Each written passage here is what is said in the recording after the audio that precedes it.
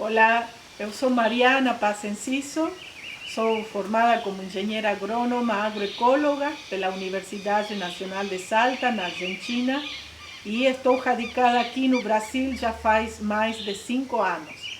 Formo parte do CECASA, Centro de Cultura em Agroecologia e Segurança Alimentar, aqui localizado no Vale do Ribeira, na cidade de Itapiraí, estado de São Paulo, e formo parte da Comover Arte, Cultura e Meio Ambiente, que tem criado este espaço cultural para desenvolver projetos, discussões, reflexões sobre a temática ambiental.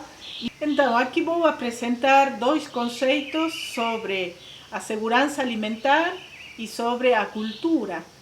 Vamos juntar os dois para entender melhor como é que se relacionam entre ambos conceitos. Então, o que significa segurança alimentar? Segurança alimentar é uma garantia das dimensões que inibem a ocorrência da fome. Disponibilidade e acesso permanente de alimentos. Sustentabilidade dos processos produtivos dos alimentos. Ou seja, a alimentação é para todos. Todos precisamos de alimentação para poder sustentar essa vida particular ou de todo um planeta. Então, se a alimentação precisa de ser permanente e atinge a várias pessoas, a várias espécies, então é um direito de todos os povos. Esse direito também pertence à cultura. Os povos se foram organizando, se foram desenvolvendo a partir do conhecimento, a partir de uma transferência desses conhecimentos, dessas observações. Então, se a cultura e segurança alimentar é um direito de todos os povos, eles têm como fusionar, como juntar-se e formar soluções para esses povos e para o planeta. Então, o que significa cultura? Aqui apresento a origem dela, que é o latim, seria a palavra colere, que significa em latim cultivar, cuidar, crescer. E se compreende como um comportamento, tradições e conhecimentos que a sociedade, uma família, uma região, entre outros, tem. Define uma identidade. Olha só a importância de saber o que a cultura define, que é uma identidade. Depois, na frente, vamos perceber qual é a importância de ter uma identidade cultural e o que tem a ver com a alimentação. Então, uma das características da cultura é que ela é dinâmica. Então, se transfere para as novas gerações. Ela nunca morre, ela sempre está em constante transformação e acrescentando elementos. E esses elementos podem ser concretos, como os estruturais, e elementos abstratos, como, por exemplo, ideias, valores, símbolos, crenças. Aqui apresento uma imagem sobre a evolução da espécie humana desde os primatas até o homem e mulher atual, que está olhando o celular. Então, mas a alimentação é cultura. O que significa isso? Que se não existisse essa alimentação desde o início da espécie humana e de qualquer espécie, nós não poderíamos chegar até nosso presente. Então, alimentação é cultura e conhecer a alimentação, as formas de alimentação, ter uma ideia sobre os valores da alimentação é esse processo de evolução que é significativo para todos nós, tanto no passado, no presente como no futuro. E essa evolução começou antes de conhecer a energia fundamental para esse desenvolvimento da espécie humana. Então, o grande papel do fogo, aqui colocamos ao fogo como uma fonte de energia para dar continuidade aos processos de evolução da espécie. Então, o fogo, se vocês assistem um filme chamado A Guerra do Fogo, vão perceber como é que a cognição, os conhecimentos, a observação, ser um pouco mais aberto a aceitar novas condições de vida, foram grandes procedimentos, grandes passos da humanidade para chegar a hoje, nos dias atuais, para poder continuar no futuro. O fogo ainda é importante para nós. Por isso é que a cultura é transformação, porque começou tudo pelo fogo, mas como é que esse fogo foi sendo substituído por outros, por outras formas, outras mecanizações, outras formas mecânicas? Começou tudo pela pedra, quando batiam as pedras e jogava, se formava uma chispa de fogo e com matéria seca se formava essa grande massa enérgica de fogo. Depois passamos para o fósforo e lá na margem direita temos um isqueiro, ou seja, a tecnologia e também os processos de evolução do ser humano que importam nesta situação. E a cultura é transformação. Vamos transformando-nos em isso que queremos chegar como espécie. A descoberta da alimentação impactou na segurança alimentar e estimulou a cultura artesanal. As panelas aqui tem a ver com o processo de alimentação que depois de conhecer o funcionamento do fogo, dessa energia, começou a se utilizar outros tipos de utensílios, outros tipos de materiais. 500.000 anos antes de Cristo, estamos na era pré-histórica, se utilizavam carcaças de tartaruga e grandes moluscos como panelas. 20.000 anos antes de Cristo, já o ser humano começou a utilizar vasos de cerâmica. Por quê? Porque preservavam melhor o calor. E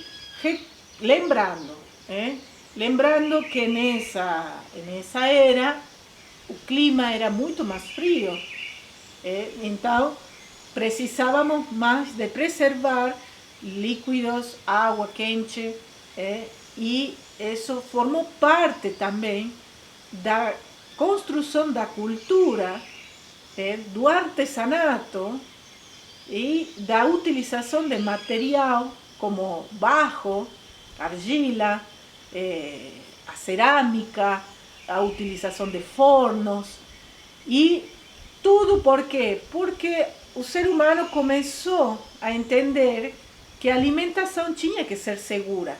Então, com a utilização do fogo, assegurou a higiene da preparação dos alimentos.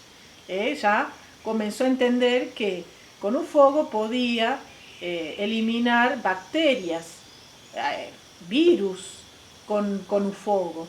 Então, depois começou a sentir falta de uma higiene mais na questão de preparar, na higiene de questão de de colocar os alimentos em um recipiente e 3.000 anos antes de Cristo, o advento dos metais, já começaram a aparecer os caldeirões.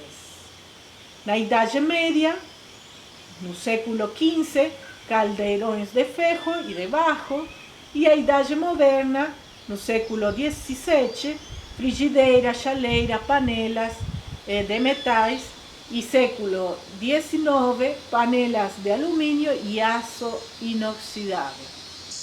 Na Conferência Mundial da Alimentação, em Roma, em 1996, a segurança alimentar ocorre quando todas as pessoas têm acesso físico, social e econômico permanente a alimentos seguros, nutritivos e em quantidades suficientes para satisfazer suas necessidades nutricionais e preferências alimentares, tendo assim uma vida ativa e saudável. A segurança alimentar começou abstratamente já nos inícios da pré-história, começou lá, mas em 1996 a Conferência Mundial da Alimentação, que foi em Roma, falou sobre o conceito da segurança alimentar e que esta ocorre quando todas as pessoas têm acesso físico, social e econômico,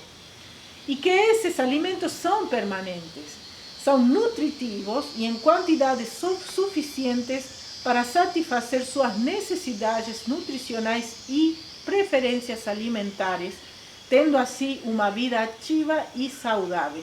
Aqui a importância é a preferência alimentar. Por quê? Porque a cultura culinária permite manter essa preferência alimentar. Os centros de origem das espécies cultivadas são os lugares onde a expressão de cada exemplar foi encontrada original, genuína e perfeitamente autêntica. O primeiro cientista a identificar os centros de origem do milho, trigo, entre outros cereais, foi Nikolai Vavilov, biólogo russo que ajudou a estabelecer conceitos nas áreas da agronomia, botânica e genética.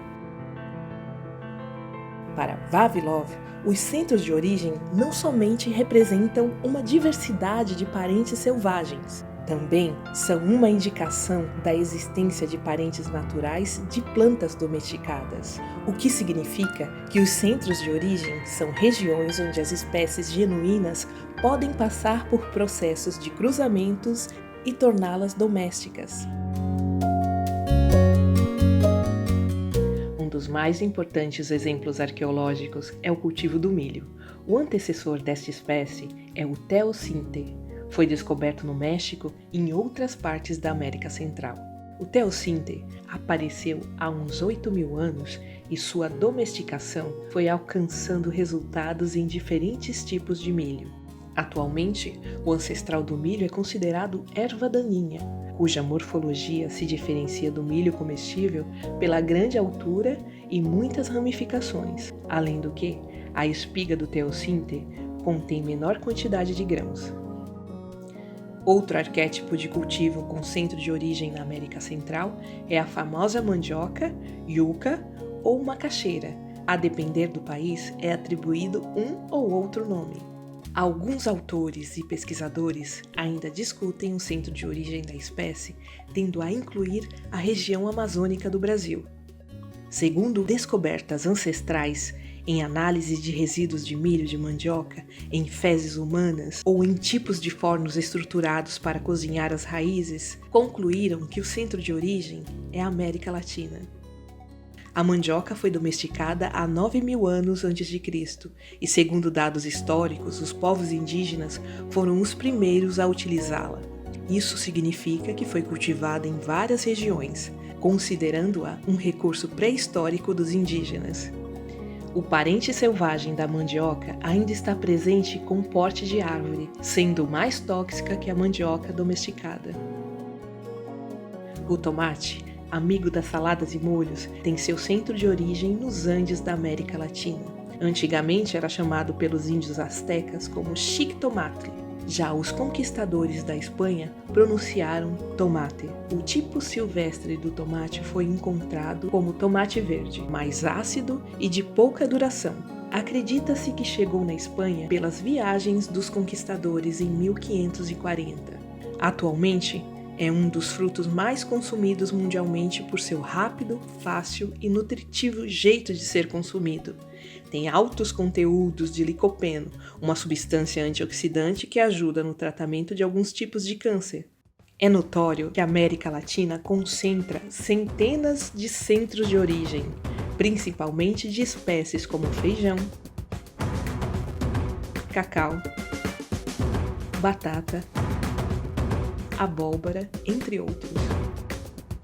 Vamos dar uma viagem pelo hemisfério global.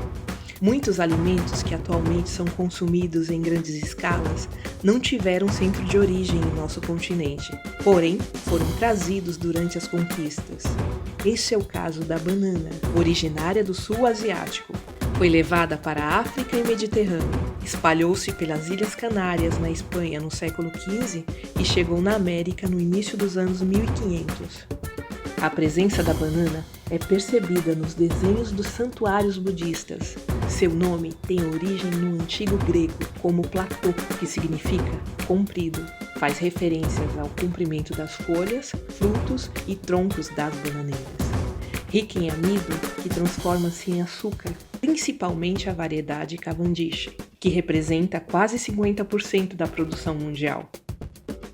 Muitos vegetais têm parentes selvagens com centro de origem no continente europeu.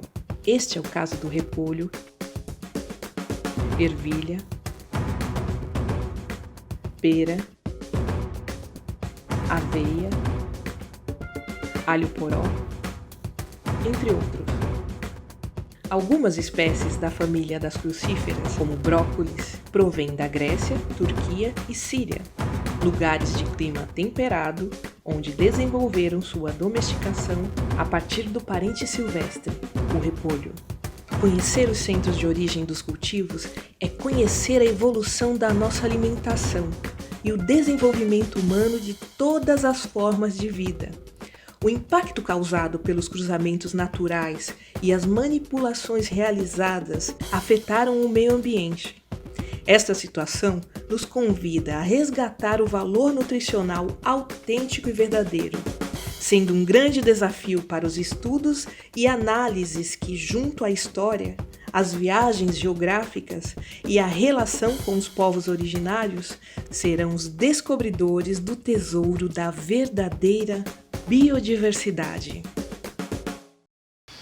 O importante da segurança alimentar junto à cultura é importante saber os centros de origens das espécies cultivadas ou das espécies que formam parte da nossa alimentação. Cada pessoa tem sua forma de alimentar-se, de colocar os alimentos na sua mesa, tem uma tradição cultural, regionalização alimentar também. Então eu sempre falo que a alimentação começa em casa, a agricultura começa em casa. Por quê? Porque sempre temos alguma pessoa, alguma família, algum familiar, algum amigo que nos oferece um conselho de colocar na nossa alimentação algo muito mais saudável. Talvez uma preparação de chá, de sopas, de vegetais.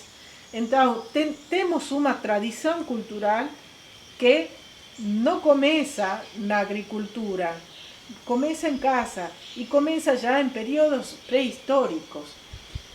Vamos a ver os centros de origens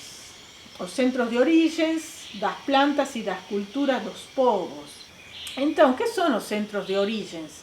São os espaços onde as espécies ou populações se acharam diferenciadas pela sua natureza original.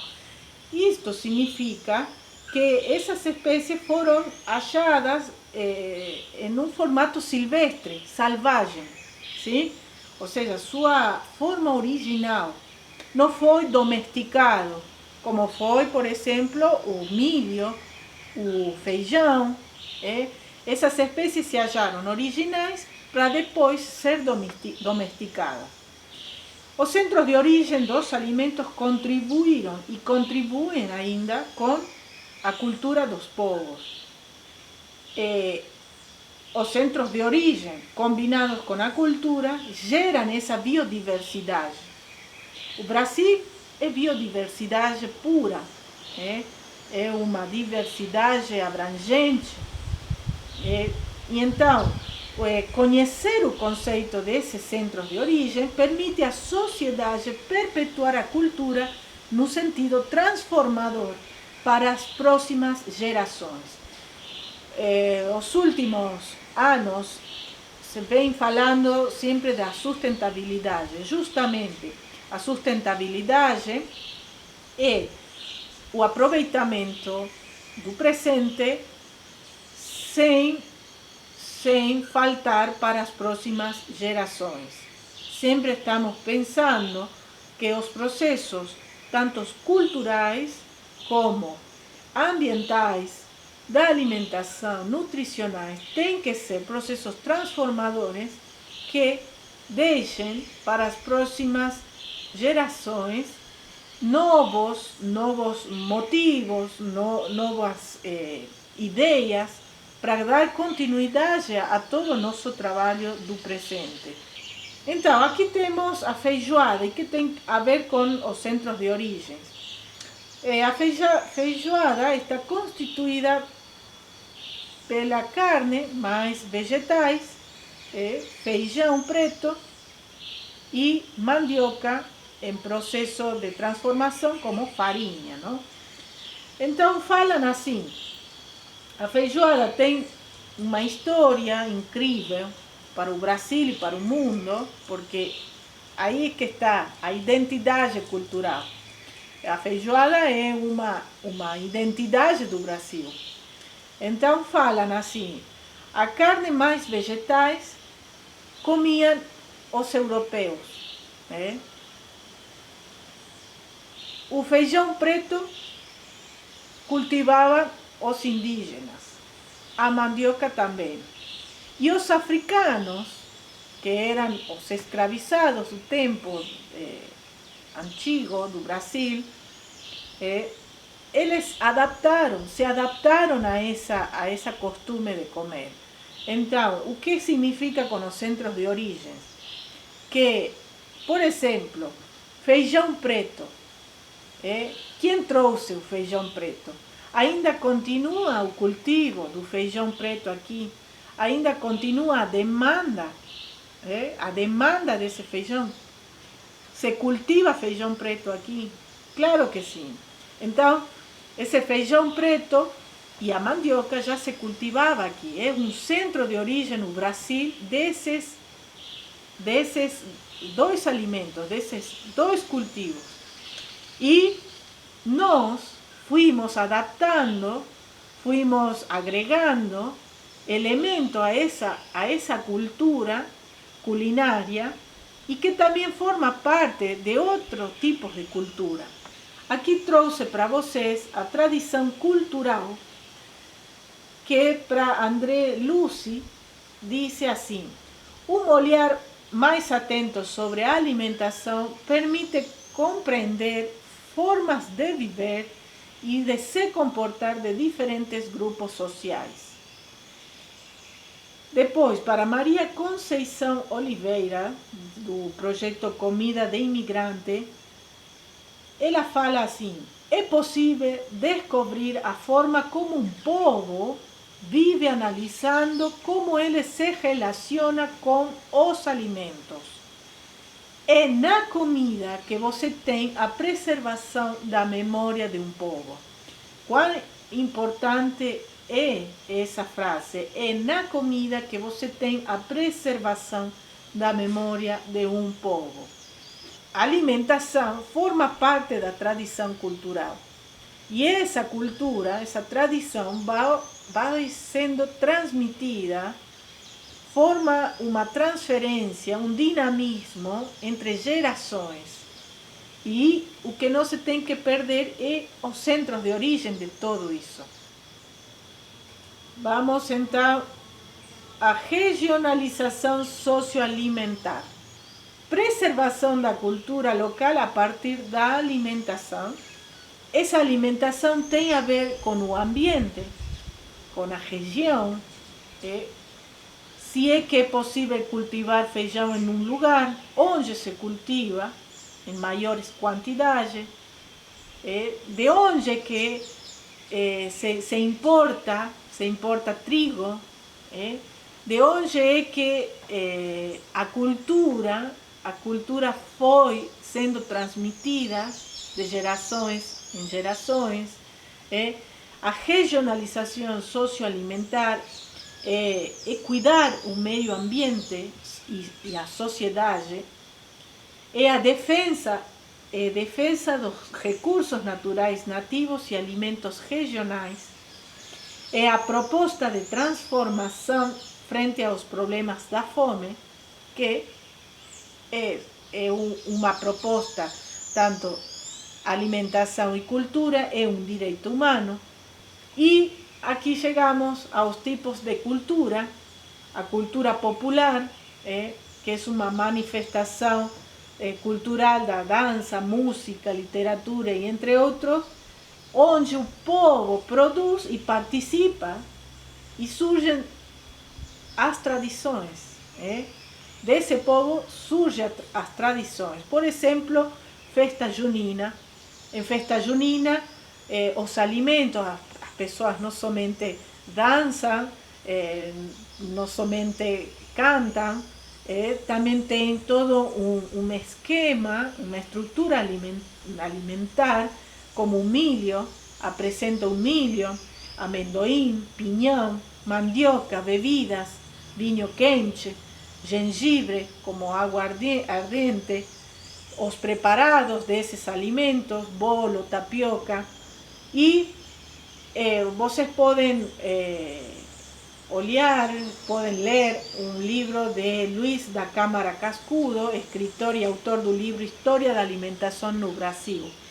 Eu recomendo porque é um livro que fala muito sobre o significado dos cultivos e como foram se transformando em valores esses cultivos.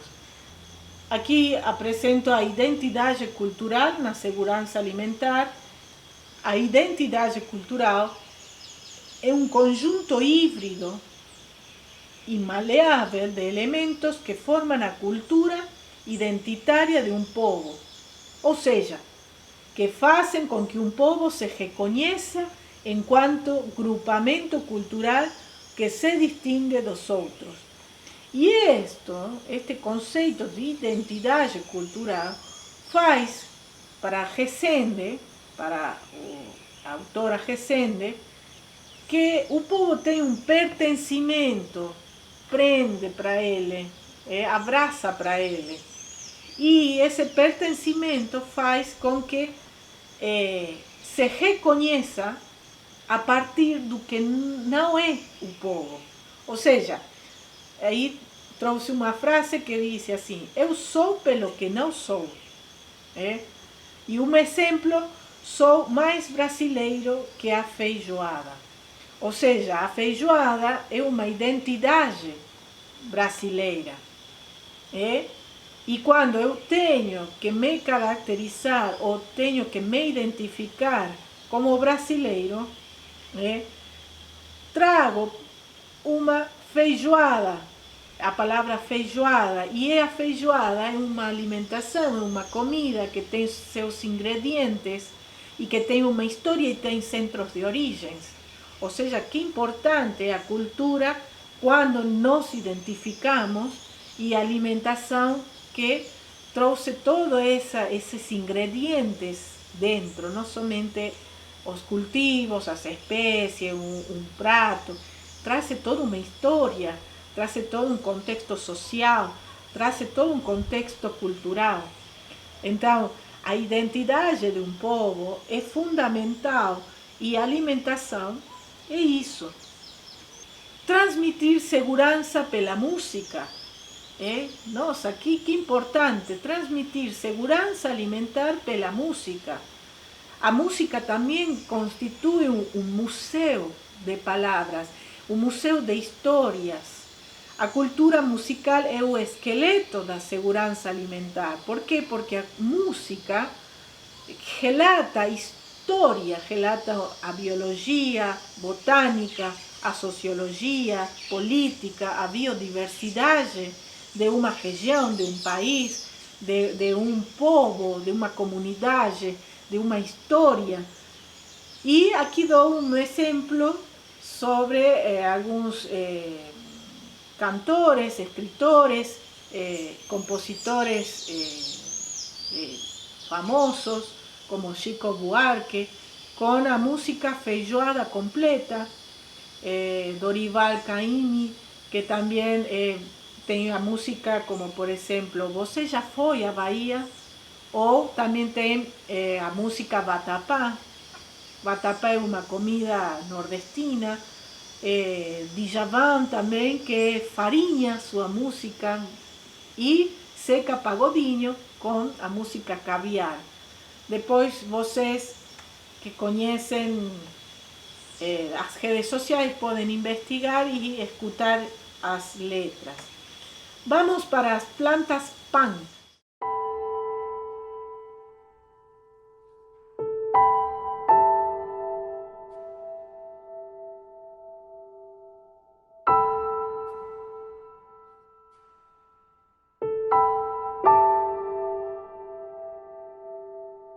Sejam bem-vindos e bem-vindas ao novo programa Como Ver Meio Ambiente em Rege. Eu sou Mariana e vou apresentar um novo tema, plantas punk.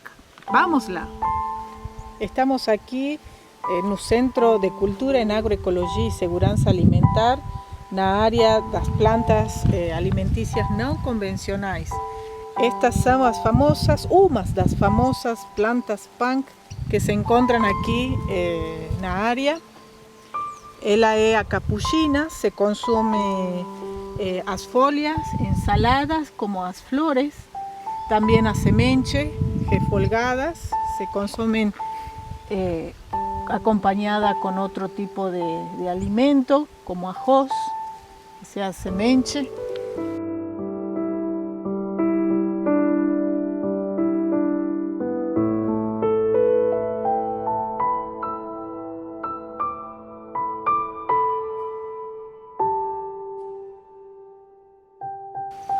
As plantas punk são aquelas que nascem espontaneamente, mas também são consideradas aqueles cultivos que se pode utilizar as folhas, as raízes. Por exemplo, a batata doce é considerada uma planta punk. Por quê? Porque não somente se utiliza o rizoma dela, também se utilizam as folhas para alimentos, como por exemplo, refolgado, para fazer chás.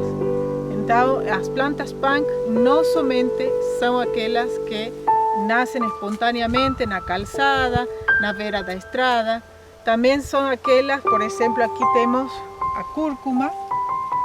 Elas têm um ano que foram plantadas e o momento para determinar quando começa a colheita, as folhas começam a ficar amarelas.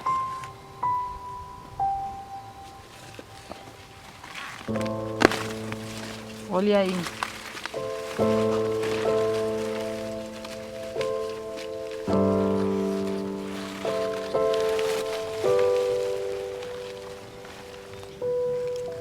Só de uma delas nascem outras raízes. Seguimos aqui no Centro de Cultura em Agroecologia e Segurança Alimentar, o SECASA. Agora estamos perto de uma planta chamada maná.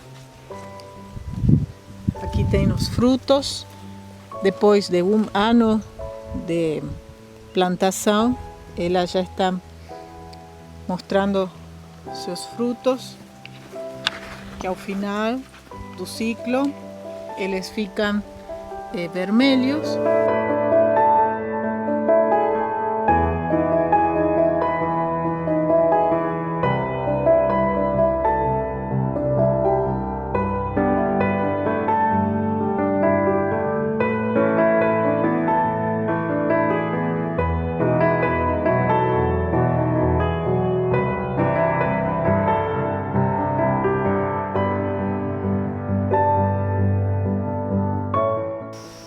Ainda que não pareça, mas a bananeira também é uma planta punk, porque não somente se consome os pseudofrutos, também o coração da banana, que é a flor dela, e o talo, o tronco, como o palmito se consome. Fiquem até o final do programa que apresentaremos algumas receitas elaboradas com plantas punk. Esta é uma planta punk chamada peixinho. Tem sido utilizada na cozinha vegetariana e vegana, principalmente na culinária oferecida pelos hotéis. Outra planta punk, Artemisia, tem um aroma bem acentuado. Esta é a famosa Physalis, conhecida aqui no Brasil como Physalis, em outros lugares de Sul-América é conhecida como topo-topo e também outros países chamam água e manto. É muito procurada na Europa para consumo de geleias e sucos por seu alto conteúdo de nutrientes. É uma espécie que não precisa muito, não requer muito cuidados do solo. Ela cresce espontaneamente em alguns lugares de condições ambientais para ela. Queremos agradecer a la comunidad de los pueblos originarios de la provincia de Salta, República Argentina, ciudad de Tartagal. Ellos nos enviaron sus diseños de la escuela Che Sundaro, que significa mi soldado en guaraní. Agradecemos a cada uno de los alumnos y a sus profesionales trabajadores de la escuela y mandamos un fuerte abrazo agroecológico.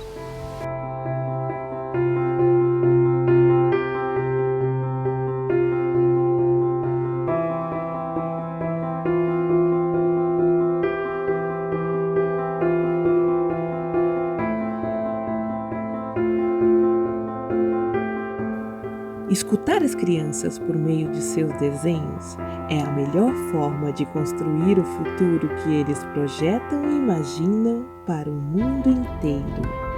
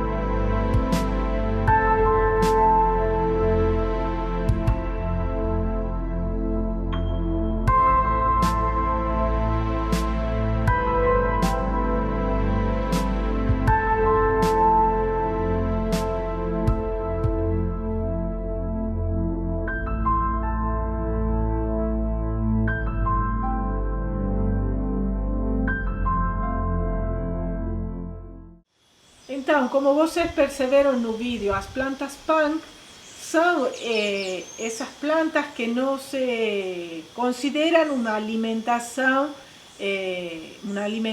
cotidiana.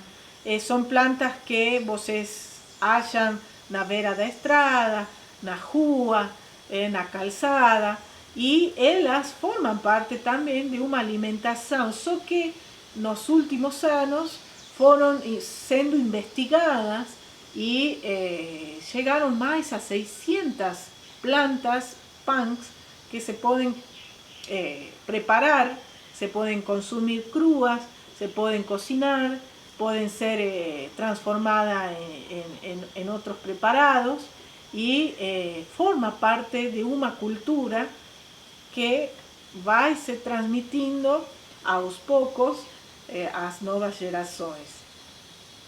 A cultura não somente é a partir da transmissão de uma escrita, de uma música, de uma festa junina. Também temos, no meu caso, por exemplo, eu tento transmitir sempre ilustrando a vida real do campo, no sítio, e levar isso para as crianças a partir de um videoconto, de uma música infantil. Transmitir, essa é a cultura que faz sentido para a dar soluções a esses problemas sociais. Cultura e alimentação defendem a territorialização dos povos originários.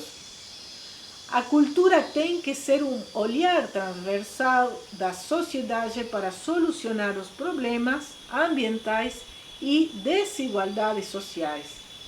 A segurança alimentar e a falta de acesso à cultura é uma desigualdade social e cultural. Não somente a música, não somente as festas populares são as que transmitem também um conceito cultural e alimentar, e temos também as pinturas como no caso de Paul Cézanne em 1899, com a pintura Maçãs e Laranjas. Aqui percebemos, não somente temos uma imagem, não somente temos uma imagem estruturada, temos todo um conceito de cores, temos um conceito histórico, social também, que se pode perceber que era uma época de colheita de maçã e de laranjas, a importância, o valor desses frutos, e também temos alguns recipientes que podemos pensar que é de cerâmica, temos um tecido branco da época. Então, segurança alimentar nessa época, e que hoje também temos essa possibilidade de experimentar maçã e laranja, nos perguntar de onde que o Brasil traz as maçãs. Sabemos que importa também da Argentina as maçãs Regi Delicious, que são essas grandes maçãs vermelhas e que podemos achar nas prateleiras das feiras. Então, temos aqui essa pintura, também temos os comedouros de batata, de Vincent van Gogh, 1885. Aqui se pode perceber em um contexto familiar, talvez possamos pensar que é um trabalho, descascar das batatas, a importância do cultivo nessa época, que era a batata. Podemos pensar que é um contexto humilde, um contexto de uma família de baixos recursos, e que a luminosidade da obra está marcando que existe, ou aconteceu em um momento escuro, de noite, é um contexto social, muito social, que estão tomando café ou outra bebida, e que é de noite, e estão descascando batatas. As batatas, aqui em Brasil se produzem batatas, temos que importar o centro de origem das batatas, ou seja, é todo um conjunto que permite conhecer, estudar, nos perguntar E por isto é que estão tão ligados os dois conceitos, da segurança alimentar e a cultura. Sempre eu falo que a agroecologia, todos os processos agroecólogos, os processos culturais permitem comer com valores e cultivar com muita garantia, não? Porque temos que garantizar às futuras gerações, seja pela cultura, seja pela agricultura, seja pelas artes, seja pelo meio ambiente, garantizar essa segurança alimentar.